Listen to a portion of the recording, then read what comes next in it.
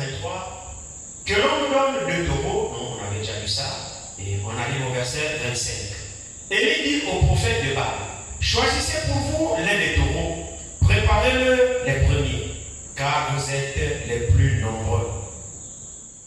Et invoquez le nom de votre Dieu, mais ne mettez pas le feu. Ils prirent le taureau qu'on leur donna, et le placèrent et le préparèrent. Ils invoquèrent le nom de Baal depuis le matin jusqu'à midi, en disant, Baal, réponds-nous. Mais il n'y eut ni voix, ni réponse. Et ils sautaient devant l'autel qu'ils avaient fait. À midi, Élie se moqua d'eux et dit, criez à haute voix, puisqu'il est Dieu. Il pense à quelque chose, ou il est occupé, ou il est en voyage. Peut-être qu'il dort et il se réveillera. Et ils crièrent à haute voix, et ils se firent, selon leur coutume, des incisions avec des épées et avec des lances, jusqu'à ce que le sang coule sur eux. Lorsque midi fut passé, ils prophétisèrent jusqu'au moment de la présentation de l'offrande. Mais il n'y eut ni voix, ni réponse, ni signe d'attention. Élie dit alors à tout le peuple, approchez-vous de moi. Tout le peuple s'approcha de lui. Et Élie rétablit l'autel de l'Éternel qui avait été renversé. Il prit 12 bières, d'après le nombre des tribus des fils d'Israël, auxquels l'Éternel avait dit, Israël sera ton nom. Et il bâtit avec ses pierres un autel au nom de l'Éternel. Il fit autour de l'autel un fossé de la capacité de 2 mesures de sémence. Il arrangea le bois, coupa le taureau par morceaux et le plaça sur le bois. Puis il dit, remplissez d'eau 4 cruches et renversez-les sur l'autel et sur le bois. Il dit, faites-le une deuxième fois. Et ils le firent une deuxième fois. Et il dit, faites-le une troisième fois. Et ils le firent une troisième fois. L'eau coula autour de l'autel et l'on remplit aussi d'eau le fossé.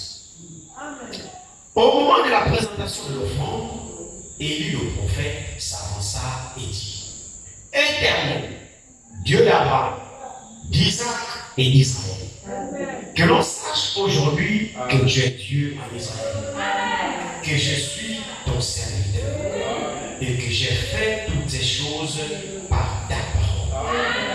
Réponds-moi, Éternel, réponds-moi, afin que ce peuple reconnaisse que c'est toi, Éternel, qui es Dieu, et que c'est toi qui ramènes leur cœur. Et le feu de l'Éternel tomba, et il consuma l'holocauste, le bois, les pierres et la terre. Et il absorba l'eau qui était dans le fossé. Quand tout le peuple vit cela, ils tombèrent sur leur visage et dirent, c'est l'Éternel qui est Dieu. C'est l'Éternel qui est Dieu. Amen. Saisissez les prophètes de Baal, leur dit Élie, qu'aucun d'eux n'échappe. Et ils les saisirent. Élie les fit descendre au torrent de Kison, où il les pardonnait. Non. Où il les égorgea.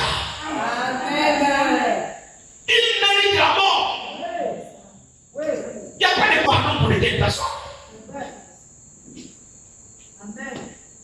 Dans l'enseignement, Dieu disait au peuple d'Israël, il dit, s'il était frère, ton père, ta mère, ton parent, qui que ce soit, t'entraîne auprès d'autres dieux que n'ont pas connu tes pères, pour les servir, pour te détourner de l'Éternel, ton Dieu. Il dit, ta main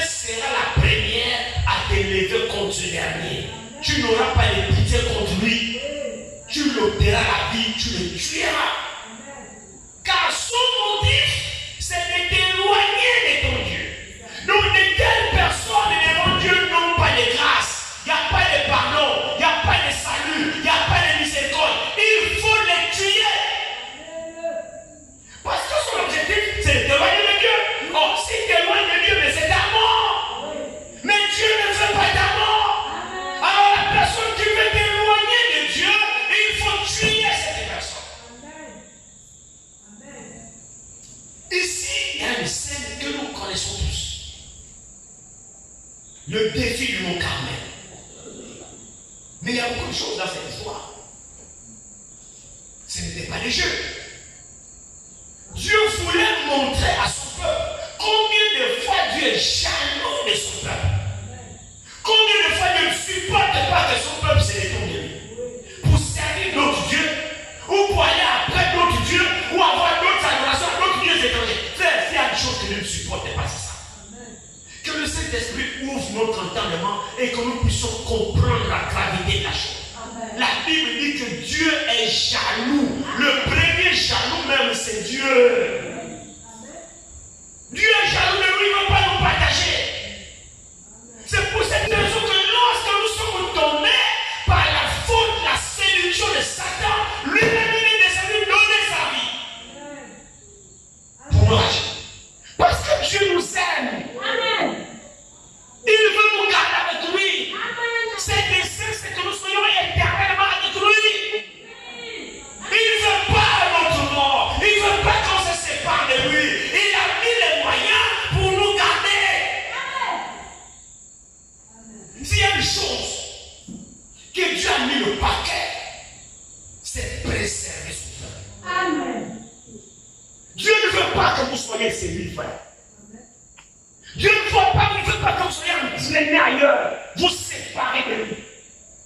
C'est pourquoi même dans l'Ancienne Alliance, lorsqu'il a appelé Moïse à Aaron, il sait qu'il y a des esprits séducteurs. Le diable agit. De même que Dieu agit par des hommes, le diable également agit aussi par des hommes. Et Dieu qui aime son peuple, qui aime jamais son peuple, a mis des garde-fous pour que son peuple soit éveillé et que son peuple ne soit pas séduit. Quand il fait, alors que la loi n'était pas encore tenue, parce que la loi c'est Moïse qui l'a portée. Alléluia. Avant la loi, il y a ce qu'on appelle l'âge de la conscience. Dieu a gravé sa loi dans nos cœurs et dans nos pensées. Parce que la loi n'était pas encore écrite. Et après, la loi est venue par Moïse. C'est Moïse qui a porté la loi. Et pendant que Moïse était là, la loi n'était pas encore finie. Alors Dieu a mis des garde-fous pour que le peuple ne soit pas séduit. Malgré la présence de Moïse, le prophète confirmé, il y a toujours des séducteurs, il y a toujours la possibilité d'être séduit. Malgré qu'ils soient conduits par un véritable roi de Dieu, qui a rencontré la colonne de feu, qui a fait des expériences avec Dieu, il y a toujours la possibilité d'être séduit. Frère, on a fait un anniversaire qui ne dort pas. C'est nous qui dormons, lui ne dort pas. La Bible dit, il rôde autour de nous, nuit et jour, il rôde. Il cherche une faille, il tourne. Il n'est pas satisfait tant qu'il n'a pas encore capturé un de son grenier. Pendant que toi tu dors, tu ne pries pas, tu ne médites pas. Comment tu vas échapper au piège du diable? Aujourd'hui, le chrétien ne médite plus. Le chrétien ne se consacre plus. On passe du temps dehors, dans des blabla, d'autres dans des films, d'autres dans des histoires comme ça. Mais comment tu vas échapper, mon frère, ma soeur? Le temps dans lequel nous sommes, le Seigneur le permettra de venir un petit peu pour actualiser la parole avec ce qui se passe dans le temps moderne. Parce que nous ne vivons pas dans le passé. La parole s'accomplit chaque jour. L'heure est grave, mon frère, ma soeur. Amen. Pendant que nous sommes là en train de faire ce que l'heure est grave. Spirituellement parlant, l'heure est avancée. Beaucoup c'est l'onction. Mais Dieu veille sur son peuple. Ceux qui seront surpris, c'est ceux qui veulent être surpris. Alors Dieu met toujours des garde-fous. Il a dit à Moïse et à Aaron. Et donc, lorsqu'un prophète viendra avec un songe, ou un songeur avec une révélation, Dieu m'a parlé, Dieu m'a dit. On en a beaucoup aujourd'hui, hein? On a plein aujourd'hui. Et Dieu m'a dit, Dieu m'a envoyé. C'est plein. Dieu a dit à Moïse, c'est pas un problème. C'est toujours nous une possibilité que je donne une révélation à quelqu'un. C'est une possibilité que je donne un songe à quelqu'un. Mais le songe que moi je vais donner moi-même, je confirme. C'est ça qui est bien avec Dieu. Frères et sœurs, le Dieu que nous adorons, il est vivant. On ne ment pas avec son nom et il reste silencieux. C'est fort. Dieu confirme. Dieu rend témoignage de ses propres noms. Quand Dieu dit quelque chose, le prophète dit l'interprète de la parole de Dieu lui-même. Quand Dieu annonce quelque chose, l'interprétation de ça, c'est son accomplissement. C'est pas que non, précis, non, tu vois que non. L'interprétation de la parole, c'est son accomplissement. Et personne ne peut faire accomplir la parole. Jamais. Tu peux faire des prédictions, mais tu n'as pas la capacité de faire que tes prédictions arrivent. Tes prédictions arrivent si ça ne vient pas de lui. C'est là où Dieu démasque les faux envoyés. Nous en avons plein dans le champ d'émission de l'homme. Dieu m'a envoyé mon prophète. Prophétie, pas de confirmation. J'étais ça à la poubelle. Alors Dieu a dit, il n'y a pas de problème. Lorsqu'un songeur sera là, qu'il se présente devant Aaron avec son songe. Qu'est-ce que c'est? Dieu mettait des garde-fous. Parce que Dieu ne veut pas que son peuple soit si. Vraiment cette chose, frère, que cela réellement vous bénisse. Et bon, qu'il vienne devant le sacrificateur Aaron. Aaron va porter ce qu'on appelle les Urim Tumim. Qu'il mettra, il portera ça devant comme ça, sur son pectoral, comme ça. Les Urim Tumim, ce sont des lumières de perfection. Donc il y en avait 12, selon les 12 tribus d'Israël. C'est écrit dessus. Donc il mettait ça sur son torse, comme ça, il porte ça comme ça. Et puis toi, tu as ta révélation. On n'a pas le droit de te mettre en doute. Parce que Dieu lui-même confirme si tu as envoyé ou pas. Tu viens au nom de l'Éternel, il n'y a pas de problème. Dieu parle. Dieu est vivant, raconte ton songe. Alors se tient là, tu racontes, oh Dieu a dit ainsi, Dieu le Seigneur, si ça vient de Dieu, Dieu va actionner spirituellement ces 12 lumières sur Aaron. Devant le peuple, et les 12 lumières vont se mettre à clignoter. Ça allume. Tout le monde peut voir que oui, ça là c'est Dieu. Aaron n'a pas un moyen pour allumer ça. C'est cette lumière qui s'allume de façon surnaturelle par Dieu lui-même. On appelait ça les Urim et les Tumim. Qu'est-ce que c'est? C'était un garde-fou que Dieu mettait en son peuple contre les menteurs, contre les séducteurs, contre les trompeurs. Parce que le songe peut être parfait, quelqu'un peut être éloquent et concevoir son histoire, et même encore, le diable peut donner des révélations. Le diable peut donner des inspirations. Nous savons que c'est un domaine spirituel, l'inspiration. Ça peut provenir de Dieu, ou ça peut provenir de Dieu, c'est Satan. Maintenant, ce qui provient de Dieu, Dieu dit à son peuple, taisez-vous. Si ça vient de moi, je confirmerai que c'est moi. Qu'est-ce que c'est? Dieu veillait pour que son peuple ne soit pas séduit. Et ce même Dieu qui a mis les garde-fous avec le peuple d'Israël dans la Sainte Alliance, vous pensez que ce même Dieu nous a livrés comme ça nous-mêmes aujourd'hui? Mais ce même Dieu que nous adorons, il doit aussi mettre des garde-fous. Mais c'est bien lui qui a dit, mon premier séduit à moi ne seront jamais séduits. C'est bien lui qui a dit ça. Alors il faut qu'il donne les moyens pour que les séduits ne soient pas séduits. Frère, ne faisons pas que de le répéter. Parce que finalement on se rend compte que tout le monde est élu. Mais vous vous rendez compte que celui qui dit qu'il est élu, il est même séduit. Vous pouvez savoir qu'il est séduit. Mais il prend des coups. Non, mais c'est une chose comme chez nous. Vous pouvez savoir qu'il est séduit. Parce qu'il croit tout sauf la parole. Dieu en est garde. Le Dieu que nous adorons faire part. Le Dieu à qui nous avons affaire agit. Il n'est pas mort. Cherchons ce Dieu qui parle encore. Cherchons ce Dieu qui agit par les saints. Dieu n'est pas mort. Sortons Dieu de la tombe.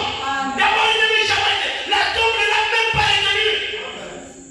Pourquoi devient-il inefficace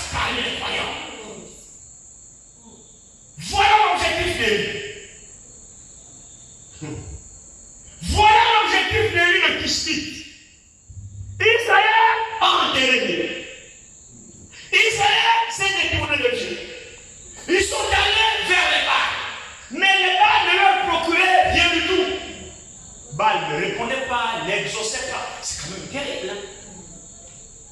Des gens qui préfèrent abandonner Dieu qui agit pour aller chez les gangas, chez les sorciers, chez les menteurs. Je parlais à un ami qui est passé me voir tout à l'heure. Ça faisait beaucoup de mois que je le cherche. Il venait souvent à la maison. Il était compté disparu. Pendant que je me reposais, ma femme me dit, ah, il y a Ali qui est là. Je suis arrivé, je me suis réveillé, je l'ai trouvé au salon pendant ton papa. Je dis, mais je suis compté disparu, je te cherche. Bon, il parlait qu'il était malade, tout ça. Et là, devant ma femme, je me disais, ah, il regarde ma femme. Il a dit à ma femme, ah, mais tu as repris, hein? Tu as repris le poids, tu as repris tes formes, tout ça. J'ai dit, regarde ma femme. Avant que je n'aille avec ma femme en évacuation en Turquie, ce monsieur-là m'avait incité un jour. Il dit, ah Guy, je sais que tu es un homme de Dieu, mais quand on te parle, tu ne comprends pas. Hein? Il y a un prophète là-bas, il faut reconnaître les dons que Dieu a donnés dans l'autre. Cet homme-là, il voit peut-être que les parents de ta femme ont fétiché ta femme, ils veulent sa mort, tout ça, on ne sait jamais. Lui, là, c'est un voyant. Et prépare quelque chose dans l'enveloppe, je vais t'amener sur lui, tu vas aller le voir, il va consulter, il va te révéler ce qu'on a fait sur ta femme. J'ai dit, aïe, moi, faire ça. Je dis, mais ce sont des menteurs. Si je donne un nom à quelqu'un, c'est trop fin. C'est un peu de. C'est trop aigu. Le son est trop aigu. C'est vrai. C'est trop aigu. Si Dieu donne un nom à quelqu'un, c'est pas pour le vendre. Non. Donc, pour que j'aille le voir, il faut préparer une enveloppe. J'ai dit, je n'irai nulle part. Je sais le Dieu en qui j'ai cru. Amen. Oh oui, tu es toujours comme ça. Regarde l'état de ta femme, c'est pas normal. Comment son aorte va se fendre? Tu ne sais même pas si elle va vivre ou pas. Les autres sont là, il faut quand même consulter les autres. J'ai dit oui, j'ai les collègues dans les autres, mais ça, c'est pas Dieu. Amen. Je reste avec la parole. Amen. Je ne vendrai pas mon roi d'aînesse. Alors aujourd'hui, à midi, je lui ai rappelé devant ma femme. J'ai dit, voici ma femme. Amen. Tu voulais m'envoyer chez les vendeurs d'illusions. Tu voulais m'envoyer chez qui pour aller consulter quoi? J'ai te dit que ces gens-là, c'est des menteurs. Il m'a dit oui, c'est vraiment des menteurs. C'est maintenant qu'il reconnaît que c'est des menteurs. J'ai dit, tu as vu mon Dieu? D'ailleurs, on lui a guéri ma femme. Amen. Frère, le Dieu que nous avons est vivant. Amen. Il faut qu'on arrive à cette certitude-là, une véritable conviction. On ne doit pas seulement le dire, mais il faut qu'à un moment donné, ce Dieu-là nous prouve qu'il est avec nous. Sinon, ça ne sert à rien d'adorer tel Dieu. Je le crois. Amen. Élie a dit, réponds-moi, Éternel, réponds-moi, afin que l'on sache en Israël que tu es Dieu et que je suis ton serviteur. Alléluia. Vous êtes quelqu'un d'adorateur, vous adorez Dieu qui ne vous répond jamais, qui ne vous parle jamais, qui n'agit jamais dans vos vies. Frère, c'est faux. Revoyons notre manière d'adorer Dieu, de servir Dieu.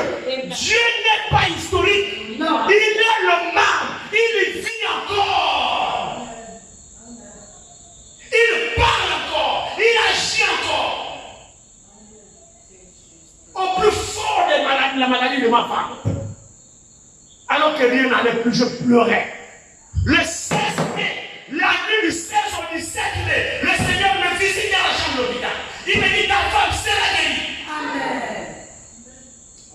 Le 16 mai 2002, à Istanbul, dans la chambre. 2022, merci. Pendant que je pleurais, elle est dans les soins intensifs, elle ne sort pas de là-bas. On l'a opéré depuis février. Depuis le 15 février, on l'a opéré. Jusqu'au mois de mai, elle ne sort pas. Elle ne sait pas parler. Il y a 2 jours, j'ai retrouvé son journal. Et là, j'appelle à notre famille, je crois qu'elle a pu le voir. Elle ne savait pas parler, elle ne parlait pas. J'avais acheté un cahier et un stylo. Et puis là, tout ce qui s'est passé derrière moi, elle écrivait, c'était comme son journal. Elle écrivait, quand je venais le matin, je prenais le cahier sur le lit de l'hôpital et puis je lisais ce qu'elle écrivait parce que les mains à peine bougeaient. Et même quand on regardait l'écriture, c'était vraiment, elle faisait beaucoup d'efforts pour écrire. Et là, elle me dit, cette nuit, j'ai bien dormi. Cette nuit, voici ce qu'on m'a fait. Cette nuit, et puis quand je lisais ça sur le lit, c'est comme si les larmes pleuraient. Je revivais ces moments-là, c'était pénible. J'ai dit, tu es le même Dieu. Amen. Tu es encore le même Dieu aujourd'hui. Oh frère, il a prouvé qu'il est le même. Alléluia. Amen. L'autre Dieu que nous avons, vous savez frère, c'est ça qui fait que, Amen. même si le diable vient, vous savez vraiment bien, C'est la vérité. qu'il a été tenté, il a été éprouvé. Vous pouvez lire ça dans la brochure, il raconte un peu partout, même dans votre vie était libre. Il dit là, il a perdu sa femme. Après, il a perdu sa fille Sharon. Il a perdu son frère. Il dit, les tombes étaient alignés. Les fleurs étaient encore fraîches. Il prie, Seigneur, Dieu ne l'exauce pas. Il ne jamais. Sa femme meurt, sa fille meurt, son frère meurt. Les tombes étaient alignés. Prophète de Satan, c'était aussi un Élie. Entre-temps, le soir, il doit aller en campagne d'évangélisation. Il doit prêcher devant l'église de Dieu qui a des maladies. Mais lui, ses propres parents sont morts. Il doit aller témoigner avec force que Dieu guérit la tuberculose, alors que sa fille Sharon est morte de la tuberculose. Et quand il prie pour les gens, Dieu les guérit instantanément. Mais ses propres parents, c'est comme si Dieu ne voulait pas l'écouter. Alors ça t'aide. Hey, mon ami, je pensais qu'il était amour. Hein. Je prêche pas pour qu'il y ait amour. Je dis oui, il y a amour. Il y a amour. Je pensais qu'il était vraiment amour. Et lui, il a connu. Après tout ce que tu fais pour lui, c'est ce qui te récompense. Tu dis qu'il est Dieu, non? Oui, il est Dieu. Il guérit des malades, non? Oui, il guérit des malades. Mais il fait des malades contre toi, oui. Ne pourrait-il pas guérir ta femme? Si. Ne pourrait-il pas guérir ta fille? Si. Et pourquoi il l'a pas fait? Frère, tiens. Et puis, frère, le diable! Alléluia! Il vous présente des choses réelles. La situation que vous vivez. Il ne va pas chercher les mensonges. Il t'amène ce que tu vis. Il te présente ça avec une telle réalité. Tu dis oui, c'est vrai. Il dit, ne peut-il pas? Il suffit qu'il dise un mot, non? Oui. Et puis c'est terminé, oui. Regarde comment tu es devenu maigre avec les jeûnes et les prières. Tu parles que je suis amour, je suis mort, Jésus est ceci. Mais oui, Jésus là. Tout ce que tu fais, voilà ce qu'il fait. Frère, mon ami, il dit, tout ce que le diable disait était vrai. Il dit, il manquait un peu qu'il dise, j'abandonne. Waouh. Prophète de Satan, messager de l'âge. Le diable l'accule jusqu'à ce qu'il coince comme ça. Il dit, je disais, j'abandonne. Oh, c'était l'objectif de Satan qu'il jette l'éponge. Et la seule chose qu'il ne pourrait pas faire, c'est de lui dire que ce Dieu-là n'existe pas parce que lui-même l'avait déjà vu et l'avait expérimenté. S'il n'y avait pas quelque chose de réel qui s'était passé en lui, donc la nouvelle naissance, la véritable conversion, il abandonnait. À un moment donné, nous prions, frère. Nous adorons. Mais à un moment donné, il faut que chaque adorateur ait la conviction que ce Dieu-là existe. Et que tu l'as expérimenté toi-même. À telle enseigne que même si toute l'église l'abandonne, continue, je ne peux pas. Parce que ça là, c'était oui. Alléluia. Il faut que tu aies une conviction qui te dit, ça là, c'est Dieu. Parce que je joue là, j'étais bloqué. Pour personne ne pouvait devenir un aide. Là, c'était lui. Et là, tu prends ça, tu flanques ça à Satan. Tu dis, ok, Dieu n'existe pas. Mais ça, alors, c'est qui? Satan va fuir. Quand il a présenté la nouvelle naissance et la réalité de Dieu dans sa vie, il dit, il a mis ça à la figure de Satan. Mais alors, ça alors, que dit-il ça? Il dit, à l'instant, Satan disparaît. Amen. Combien de fois ne sont pas nous attaqués souvent? Dans le désespoir, le découragement, l'abattement, quand le cas devient tellement difficile, et là il envoie des opportunistes. Donc je connais un gars là-bas. Il ne faut pas suivre, c'est lui-même qui a laissé les choses là. Donc il faut d'abord Dieu nous connaît. Tu as battu sans espérance. Sinon, c'est vrai, allons quand même. Dieu lui-même me connaît. C'est pas que j'abandonne la foi, allons quand même le consulter. Oh, en faisant ça même, j'abandonne la foi. Je ne sais pas. Le Dieu que nous adorons et vivons, il agit. Et c'est même ça l'objectif. Il nous incite à l'expérimenter pour que nous puissions sortir de l'histoire. Et c'est l'objectif d'Élie. Élie voulait ramener Dieu en Israël pour montrer au peuple d'Israël que non, vous avez fait erreur. L'Éternel dont je suis resté moi sur le serviteur, il parle encore, il agit encore. Je vais vous le prouver. Amen. C'est ça qu'on doit retenir dans cette histoire d'Élie. Dieu n'est pas mort. Mais j'ai comme l'impression que nous aujourd'hui, les chrétiens là au lycée, on prend Dieu pour l'histoire.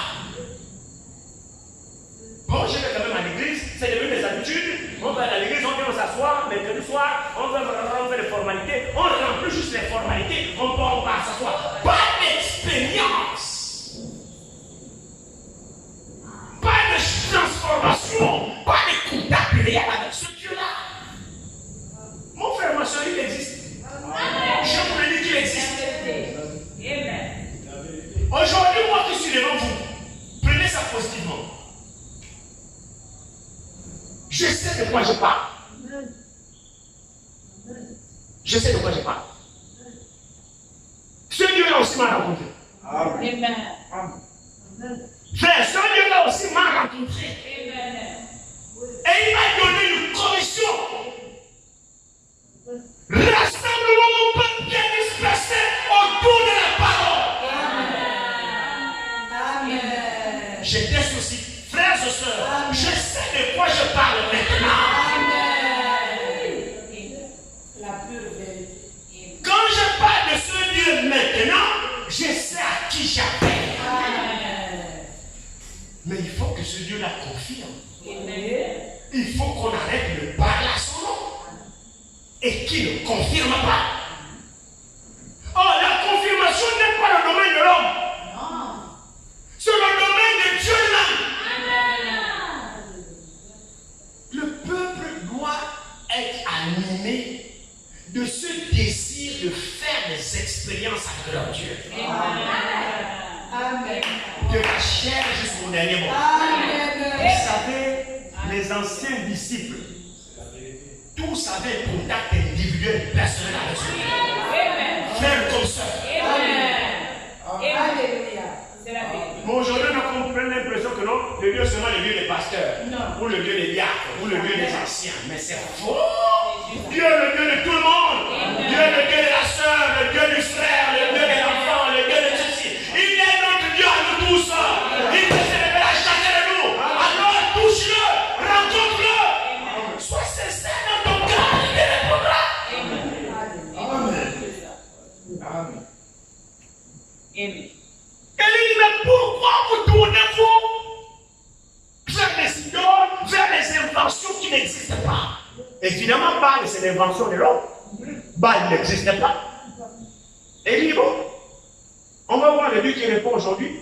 En d'autres termes, si vous adorez un Dieu, il faut que Dieu réponde. Donc, un Dieu qui ne répond pas n'est pas Dieu. C'est pas jusque-là l'église saisit quelque chose. Si vous adorez un Dieu, il faut que ce Dieu-là vous réponde. Si vous priez un Dieu, il faut que ce Dieu-là vous réponde. Si vous invoquez un Dieu, il faut que ce Dieu-là vous réponde. S'il ne vous répond pas, alors que vous l'invoquez, vous le priez, faire abandonner tel Dieu. Excusez-moi, mais c'est quand même la vérité. Ça sert à quoi? C'est ce que frère Branham disait. Mais à quoi me servira Dieu de Moïse s'il n'est pas le même aujourd'hui? On prend ça comme des citations, mais je ne sais pas. C'est la révolte que frère Branham sonnait dans les cœurs de l'auditoire. Frère Branham sonnait des véritable révolte pour dire sortons Dieu de l'histoire. S'il a fallu la mer rouge, il est capable de faire aujourd'hui. S'il a fait des miracles avec le peuple d'Israël, il faut qu'il soit le même. C'est ça qu'on doit comprendre. Et quand tu écoutes ça, ça te donne un poussé à vous. Mais Seigneur, il faut que je te voie.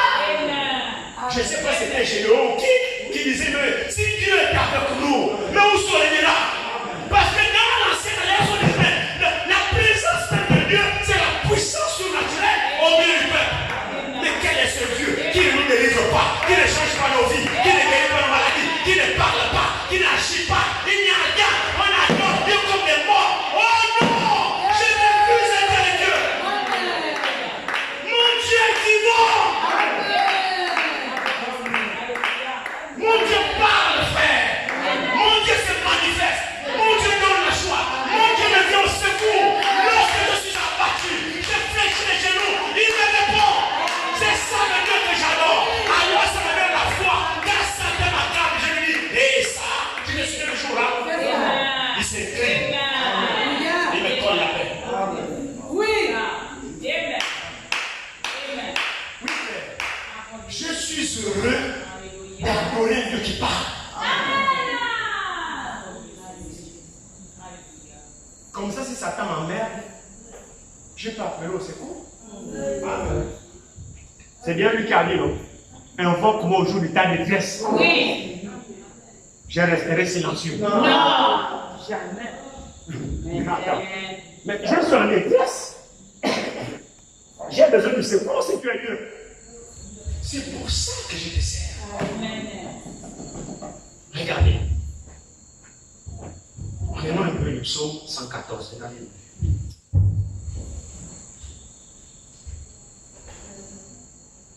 Psaume 114. Je crois. Ici.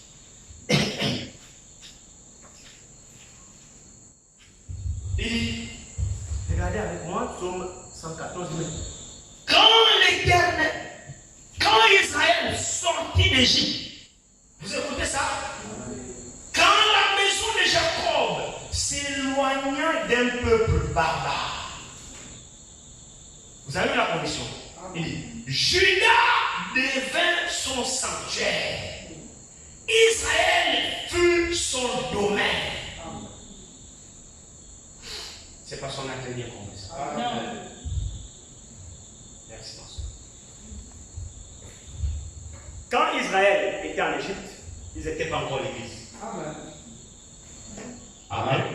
Ils étaient le peuple de Dieu, mais asservis dans le monde, assujettis dans le monde. Ils ne pouvaient pas servir Dieu comme il fallait. Ils étaient sous le joug de l'ennemi. Ils étaient sous le joug de l'adversaire. Ils n'avaient pas de possibilité d'adorer leur Dieu, quand bien même ils savaient qu'ils étaient le peuple de Dieu, mais ils étaient sous une autre puissance qui les dominait, qui était Pharaon. Or, l'Égypte est assimilée au monde. Quand nous sommes dans le monde et que nous obéissons aux désirs du monde, nous ne mentons pas. On ne sert pas Dieu. C'est pourquoi Élie a dit au verset dans le passage de son livre, pourquoi clochez-vous des deux côtés? Si c'est le monde qui est Dieu, allez-y totalement dans le monde. Mais si vous êtes sorti du monde, vous voulez servir Dieu, mais sortez totalement aussi servir Dieu. Vous pouvez être à cheval de temps en temps, le boucan, de temps en temps, on est à l'église, et puis on est bien. Mais c'est faux! La gloire de Dieu ne se manifestera jamais dans votre vie. Vous ne l'expérimenterez pas. Et puis ça aussi, c'est vrai. Tant qu'on n'est pas totalement sorti, tant que tout notre cœur, tout entier, en Dieu, nous n'expérimentons pas. Dieu restera toujours une histoire pour nous. Vous ne pouvez pas faire des expériences avec Dieu tant que vous n'êtes pas totalement séparés. C'est alors que vous deviendrez un sanctuaire. C'est alors que vous deviendrez un domaine. Domaine, c'est la propriété de quelqu'un. Mais quand Israël était en Égypte, il n'était pas un sanctuaire. Juda n'était pas un sanctuaire. Israël n'était pas un domaine. Non, Dieu n'avait pas la possession de son peuple. Dieu ne régnait pas. Mais quand ils sont sortis totalement, qui est une image de la sortie, de la séparation totale du monde, alors nous devenons un domaine privé de Dieu. Nous devenons un lieu de son sanctuaire. À partir de ce moment-là, qu'est-ce qui va se passer? Regardez très bien. Juda devient un sanctuaire. Israël fut son domaine. Maintenant, regardez le verset 3. La mer le vit et s'enfuit. Quand Israël et Juda sont devenus un sanctuaire, un domaine pour l'Éternel, quand la mer a vu, la mer a obéi au passo. C'est-à-dire, il n'y a aucun obstacle qui peut vous emmerder. Satan même vous obéira. Mais si vous ne devenez pas un sanctuaire pour l'Éternel, pourquoi voulez-vous que Satan vous obéisse? Pourquoi? Parce que vous êtes qui? Vous avez quoi? Et d'ailleurs, le messager dit, en réalité, ce n'est pas vous que Satan obéit. C'est Dieu en vous et Satan voit. Et c'est que le diable se prospère. Mais ce n'est pas vous. Alors, devenez sanctuaire. Devenez un domaine privé de Dieu. La mer s'enfuira devant vous aussi. La mer, c'est des obstacles. C'est clair, non? Regardons ici. Il dit, le Jourdain reculera en arrière. Le Jourdain typifie la mort. Donc même la mort fuira devant vous. Quand vous êtes un domaine, Dieu a pris possession de vous, vous n'êtes plus mort. Je ne parle pas de la mort physique. Je parle de la mort qui est la séparation éternelle avec Dieu. La mort reculera. Vous ne pouvez pas mourir si vous avez Dieu. Je ne parle pas de la mort physique. Non. Ça veut dire que vous avez déjà la vie éternelle. Et si vous avez la vie éternelle, la mort recule.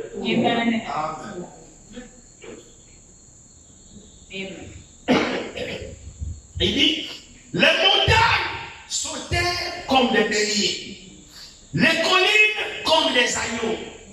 Car tu meurs, écoutez, car tu meurs pour t'enfuir, Jourdain pour retourner en arrière.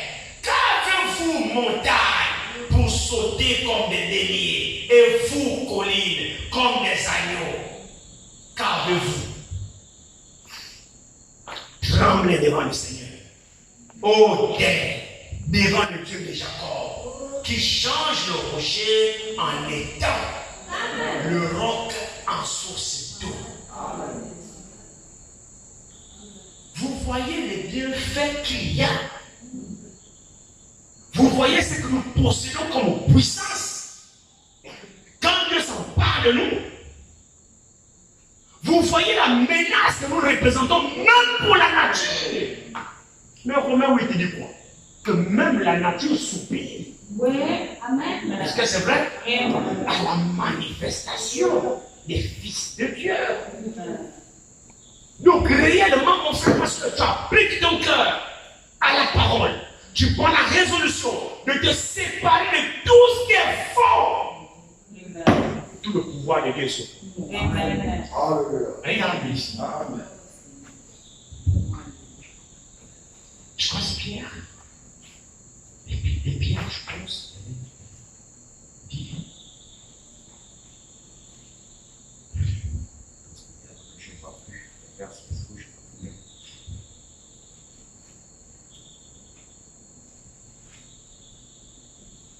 Regardez dans la deuxième épître de Pierre au chapitre 1. 2 Pierre 1. Commençons au verset 3 de Pierre 1. Frère Julie, essaie de me lire dans ta version, s'il te plaît, à partir du verset 3. 2 Pierre 1, à partir du verset 3. Ça commence comment je crois. 2 Pierre 1, à partir du verset 3. Oui.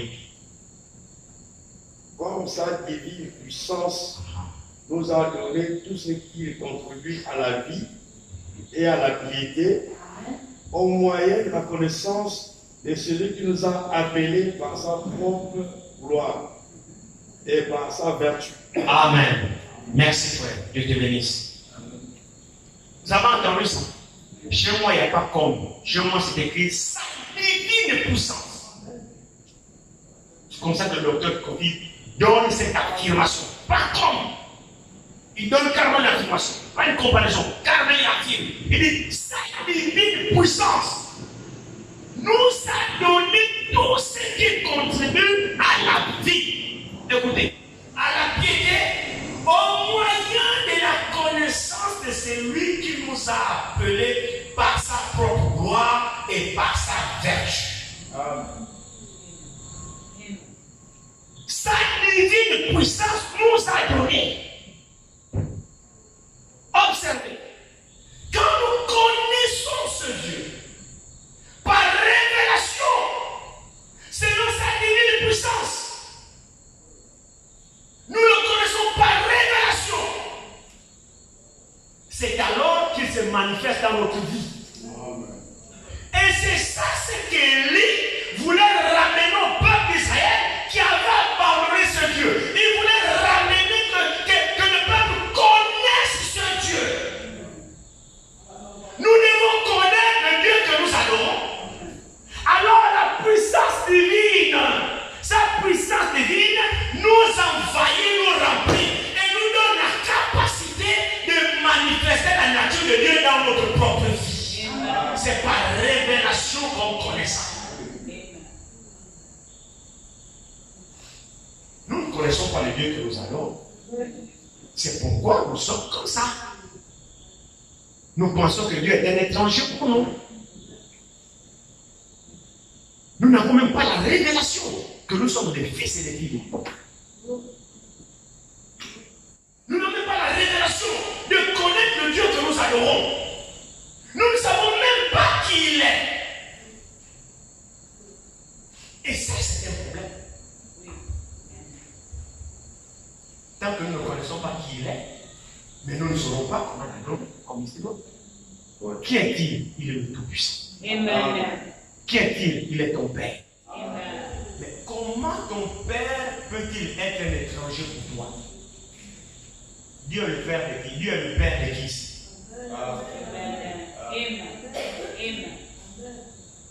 Dieu est le Père de qui dans cette assemblée-là? Rien. Maintenant, comment ton Père peut-il être un étranger pour toi? Ça se comprend pas. Mon Père n'est pas étranger, je connais mon Père. Ou bien? Et puis mon Père est censé le connaître. Mais comment n'arrivons pas à connaître notre Père? Qui il est? Et si Dieu est notre Père? Mais notre Père n'est pas n'importe qui. Notre Père est Dieu. Il se trouve. Bon, maintenant, si Dieu est mon Père, qui est-il le créateur de toutes choses? C'est ça ou c'est pas ça? Dieu est mon Père. C'est mon Père qui a tout créé. Bon, je suis qui alors? Vous voyez que nous ne connaissons même pas notre Père et nous ne connaissons même pas qui nous sommes. Nous ne connaissons pas. Si nous connaissons qui nous sommes et qui est notre Père, nous prendrons la position des fils. Nous prendrons la position de fils. Mais nous sommes comme des étrangers dans notre propre maison. C'est ce que l'apôtre Paul dit, l'héritier, aussi longtemps que l'héritier à bas âge, un petit enfant, il ne diffère en rien d'un esclave. Pourtant, c'est le propre fils, mais il n'est pas conscient. Il est le propre fils du patron. Mais il est encore inconscient. Mais il n'est pas différent des esclaves. Parce qu'il ne sait pas prendre position. Il ne sait pas. Il se comporte comme un gamin là, comme un brémorion, comme un j'en sais rien, un désordre. Il ne sait pas que ça lui, tout ça, il ne sait pas que c'est son père. Il ne sait pas qu'il l'est. Il ne sait pas que ça lui appartient. Il est là comme moins que rien. J'en sais rien moi. Mais à partir du moment où il prend conscience, oh, c'est mon père. C'est à moi ça. Mais attends, c'est mon serviteur, c'est le serviteur de mon père. Donc en fait, ils sont à mon service. Vous voyez, à partir du moment où il prend conscience, il change de statut. Amen. Et quand il change de statut là, il devient responsable. Et c'est vrai? C'est juste. La responsabilité fait partie de Dieu. Amen.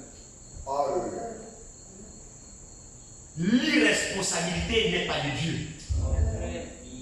Et la responsabilité là va même quand quelqu'un devient responsable, observer même son comportement. Amen. C'est vrai. Le comportement de la personne montre que la personne est responsable. Amen. Même désordonné. Vous voyez que la personne n'est pas mature. Vous pouvez juger l'immaturité de la personne par sa manière de se comporter. Amen. Non, lui, là, il a la responsabilité. Ouais, quand même un peu. Lui, oh, oui, évidemment. Oui, le comportement. C'est important ces choses. Nous devons connaître le Dieu que nous adorons. Voici pourquoi Élie, il est quelle heure? 19h30. Combien de temps? 20h30. 19h30. Ok. C'est même l'une des raisons de l'arrivée d'Élie. Si Élie, du temps de la paix, est venu, c'est justement pour sortir Dieu de l'histoire, nous le ramener dans la réalité. Et il nous a dit, si Dieu a guéri les malades aujourd'hui, s'il ne guérit pas aujourd'hui, si Dieu a guéri les malades hier, s'il ne peut pas guérir aujourd'hui, il n'est plus Dieu. Pour qu'il soit Dieu, il faut qu'il fasse la même chose qu'il a faite. Si Dieu a délivré dans le passé, il faut qu'il soit capable de délivrer encore aujourd'hui. Si Dieu a sauvé, il faut qu'il sauve encore aujourd'hui. Et s'il sauve encore aujourd'hui, mais il faut alors qu'il y ait des sauvés aujourd'hui. Alléluia. Si Dieu a guéri dans le passé, mais il faut qu'aujourd'hui il y ait des guéris. On doit avoir des témoignages, mon frère, ma soeur, c'est la vérité. L'église où Dieu agit, l'église où il y a le Saint-Esprit, chaque jour il doit avoir des témoignages. C'est pas le vieux témoignage, c'est un vieux témoignage. L'église 845, c'est le même vieux témoignage. Mais où est le Dieu qui t'a visité en 1845? Il est mort.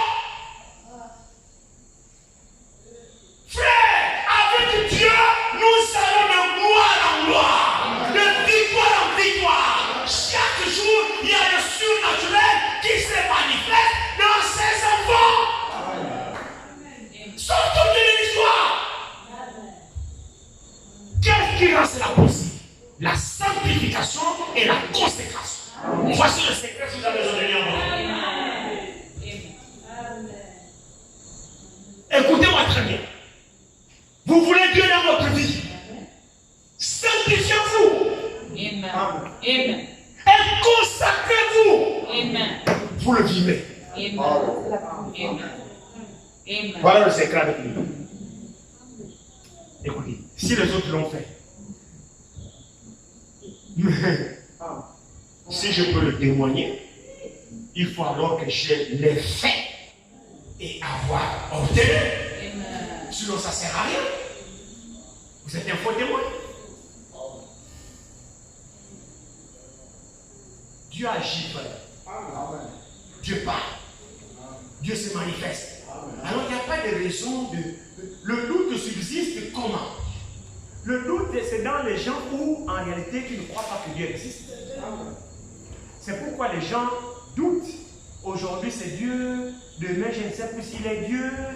Bon, hier, il m'a guéri. Je témoigne devant les saints. Oui, Dieu m'a guéri. Et puis aujourd'hui, il y a une autre. Bon, je ne sais plus si c'était vraiment lui qui m'avait guéri. C'est comme ça que nous sommes. Vous avez même des chrétiens qui se placent devant les saints, qui témoignent, qui chantent des cantiques d'adoration pour la gloire de Dieu, et 2 matins après, vous les retrouvez. Frère, qu'est-ce qu'il y a? Mais tu t'es tenu devant les saints, tu as donné un témoignage, tu as même chanté un cantique de lumière. Finalement, c'était des témoignages fabriqués où tu avais vraiment la conviction que c'était Dieu qui t'avait visité. Pourquoi on doute de Dieu? Est-ce que c'est parce que peut-être il n'agit plus? Ou bien il n'est plus capable aujourd'hui de délivrer, de guérir, de donner le baptême du Saint-Esprit, de visiter? Qu'est-ce que Dieu ne peut pas faire aujourd'hui? Est-ce qu'il est encore capable? Il est le même aujourd'hui? Amen. Alléluia. Amen. Est-ce que nous voulons de Dieu au milieu de nous? Amen. Mais c'est notre détermination, nous tous. qui fera en sorte que Dieu descende dans cette salle. Je dis bien, notre détermination commune ramènera Dieu ici. Nous vivrons des temps apostoliques ici.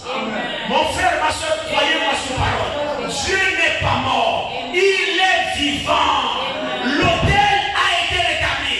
12 pierres ont été prises aussi par William Marion Wana. C'est-à-dire la doctrine des 12 apôtres a été ramenée sur le pupitre. C'est que les apôtres ont prêché, Branham l'a prêché. Et lui, quand il a pris 12 pierres, selon les 12 tribus d'Israël, alors il a fait des choses selon la parole. Quand il a prié, Dieu a répondu. Alors nous voyons par cette image que quand nous faisons aussi des choses selon la parole, Dieu est tenu de répondre.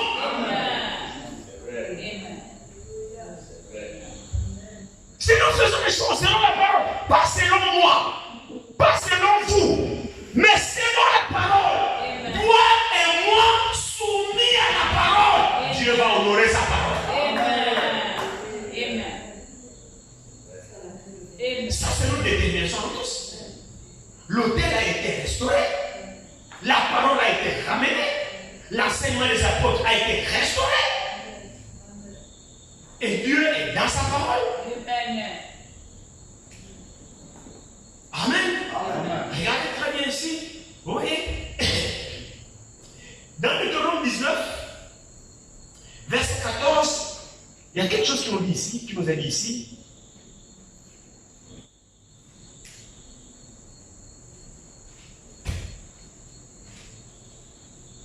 Nous allons terminer.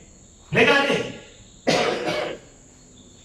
Deutéronome 19, verset 14, il me dit: tu ne reculeras point les bornes de ton prochain, posées par tes ancêtres, dans l'héritage que tu auras au pays dont l'Éternel, ton Dieu, te donne la possession. C'est un commandement. Avez-vous entendu ça? Tu ne reculeras pas les bornes de ton prochain, posées par ton prochain, dans le pays que l'Éternel, ton Dieu, te donne en possession. Le pays que Dieu nous a donné, c'est quoi? C'est la parole. Allons-y dans Corinthiens 6. Allons Corinthiens 6. Je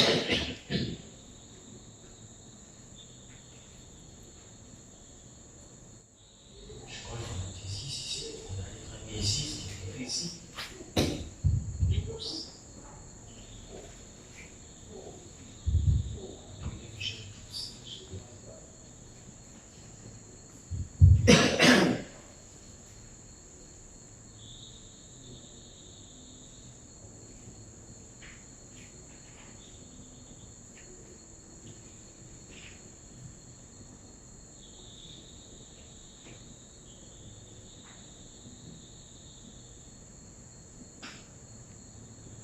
Comme des serviteurs de Christ et des dispensateurs des mystères de Dieu.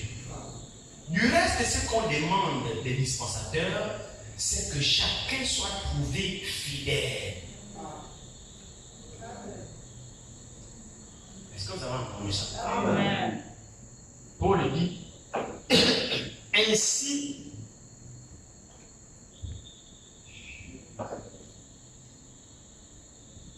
ainsi qu'on nous regarde comme des serviteurs de Christ. Qu'on nous regarde comme des serviteurs de Christ. Et comment sont censés être des serviteurs de Christ? Il dit, et des dispensateurs des mystères de Dieu. Nous sommes des serviteurs de Christ pour dispenser des mystères de Dieu. Maintenant, qu'est-ce qu'on recommande à un serviteur? Il dit, du reste, ce qu'on demande des dispensateurs, c'est que chacun soit trouvé fidèle. Amen. Amen. Fidèle dans quoi? Fidèle dans l'enseignement. Fidèle dans la manière que tu prêches la parole. Ne mets pas tes interprétations. ne met pas ta connaissance, ne met pas ton savoir. Un serviteur doit être fidèle, ensuite prudent. C'est la nature des serviteurs, des vrais serviteurs de Dieu. Ils doivent être fidèles. Fidèles à quoi? À la parole. Pourquoi? Ils ne doivent pas déplacer les bornes établies par les anciens. Le fondement qui a été posé, on ne doit pas poser notre fondement. C'est vrai, non? Amen. Je crois que c'est Paul qui dit ça. Prenons juste 1 Corinthiens 3 ici. Je suis juste à vous dire ici. 1 Corinthiens 3, est-ce qu'il dit? Commençons au verset 6 1 Corinthiens 3. Il dit: j'ai planté, Apollos a arrosé, mais Dieu a fait croître. En sorte que ce n'est pas celui qui plante qui est quelque chose, ni celui qui arrose, mais Dieu qui fait croître. Celui qui plante et celui qui arrose sont égaux. Et chacun recevra sa propre récompense selon son propre travail. Car nous sommes ouvriers avec Dieu. Vous êtes le champ de Dieu, l'édifice de Dieu. Écoutez, verset 10. Selon la grâce de Dieu qui m'a été donnée, j'ai posé le fondement. Amen. J'ai posé le fondement comme un sage architecte. Et un autre bâtit dessus. Mais que chacun prenne garde à la manière dont il bâtit dessus. Amen. Car personne ne peut poser un autre fondement que celui qui a été posé, savoir Jésus-Christ. Amen. Avez-vous entendu ça? Amen. On ne recule pas les bornes posées par les anciens dans l'héritage que Dieu nous donne en possession. Notre héritage commun, c'est la parole de Dieu. Le fondement qui a été posé pour la nouvelle alliance par Paul. Il dit: j'ai posé le fondement de la maison de Dieu. La maison de Dieu qui est l'église du Dieu vivant. Que Jésus a dit: je bâtirai mon église. Alléluia. C'est Jésus qui bâtit son église, mais au travers des hommes envoyés par lui-même. Et Paul était l'un des architectes à poser les premières bases pour l'édification de la maison spirituelle de Dieu, qui est l'épouse de Christ. Personne ne peut contester ça. Il dit: j'ai posé le fondement. J'ai posé. Quand vous voulez bâtir une maison, vous appelez quelqu'un qui pose les fondations. La maison commence par des fondations. Paul se déclare comme celui qui a posé les bases. Les bases, c'est pas lui qui édifie, non, mais il a posé les bases. Maintenant, l'autre vient édifier sur le fondement qui a été posé. Ne recule pas ses bornes, monsieur. C'est pourquoi il est le Tishbit. Alors le monde avait été reculé. Il a pris 12 pieds pour repositionner le monde. Et au cours des sages, quand Paul a posé l'église, les fondements de l'église du Nouveau Testament, au cours des sages, l'église catholique, la grande prostituée, le jézabélisme, avec les filles de la grande prostituée, ont dérangé les fondations posées par Paul. Au temps de la fin, on a reçu un autre lit avec le même esprit qui est parti récupérer les 12 pierres, dans les 12 enseignements des 12 apôtres, pour remettre la fondation de Paul qui avait été renversée. Alléluia. Maintenant, si cela a été fait, mais le Dieu de Paul, le Dieu d'Élie doit nous répondre. Le Dieu de Paul doit nous répondre. Le Dieu de Pierre doit nous répondre. Mais c'est la vérité. Amen. C'est la vérité, frère. Pierre est arrivé au stade où il passait en même temps le temps de prier pour les malades. On a lié les malades au passage de Pierre. On a lié les civières, on a lié comme ça. Voyez mon nombre là, voyez mon nombre. Est-ce que vous voyez mon nombre là? Alors Pierre passe. Donc, si tu es seulement dans l'ombre là, quelle que soit ta maladie, tu es guéri. Tu ramasses ton lit, tu rentres chez toi. L'ombre touchait les malades. Recouvrait seulement les malades. Pierre ne posait pas les mains, ne priait pas. L'ombre. Vous voyez à quel niveau Dieu a amené les premiers croyants. Le linge qui avait touché Paul, regardez le mouchoir là, mouillé, trempé. On prend ça, Paul ne prie pas. Ça c'est moi touché, ça c'est elle. On prend, on amène les chefs fous. Les malades, on pose sur le chaque mouchoir qui a touché Paul. Les malades tous guéris. Qui a fait ça? Dieu. Alors il est où? Il est où? Vous n'avez pas soif de ce Dieu? Mais vous l'avez ramené. Nous ne sommes pas des adorateurs de Branham. Non, Branham nous a ramené le même Dieu pour dire mes enfants, voici la fondation. Est-ce que nous le prenons? Nous ne le prenons pas. Nous sommes dans le désordre, nous sommes dans les entêtements, nous sommes dans la rébellion, nous sommes dans tout. Et puis on dit, Dieu. Non frère, sortons de l'histoire s'il vous plaît. Notre Dieu est vivant. Amen. Pourquoi clochez-vous des deux côtés? C'est l'Éternel est Dieu. Servez-le. Maintenant, s'il n'est pas Dieu, laissez-le tranquille. Faites vos choses, laissez Dieu tranquille.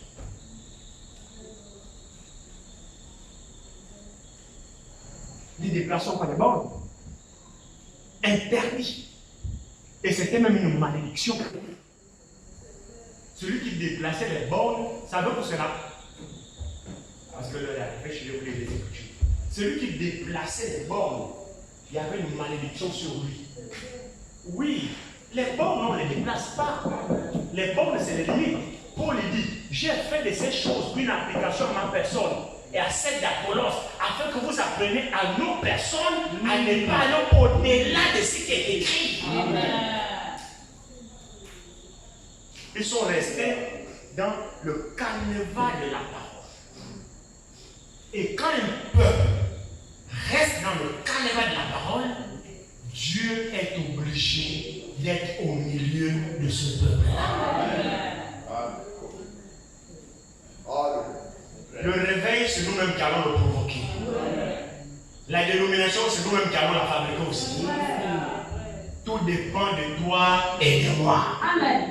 Voulons-nous être attentifs au Saint-Esprit? Amen. Voulons-nous nous laisser abandonner à la commune du Saint-Esprit? Amen. Dieu fait de grandes choses parmi nous. Amen. Moi, je le crois de tout mon cœur. Amen. Amen. Le problème n'est pas chez Dieu, le problème est chez toi et chez moi. Jésus. Lorsqu'un peuple équilibre, déterminé sur une même cause, Dieu descend. Amen. Amen.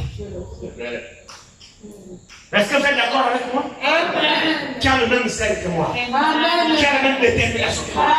Qui a le même poussage que moi? Alors, si nous faisons corps ensemble, Dieu nous visitera. Ayons les mêmes pensées, les mêmes désirs, la même vision, la même détermination. Dieu descendra. Je vous dis la vérité, frère, il descendra. Tout dépend de toi et de moi. Faisons aussi à notre égard de ces choses une application personnelle. Chacun pour sa part, fait de la parole une application de la personne. Il n'y a pas que Paul et Apollos qui ont fait de la parole une application dans leur propre vie. Chaque croyant doit faire de la parole une application dans sa propre personne.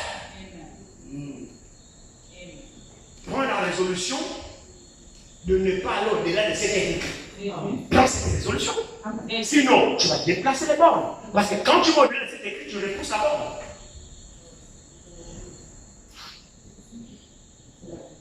Quand tu vas au-delà de ce qui est écrit, tu repousses la borne. Et là, tu es maudit.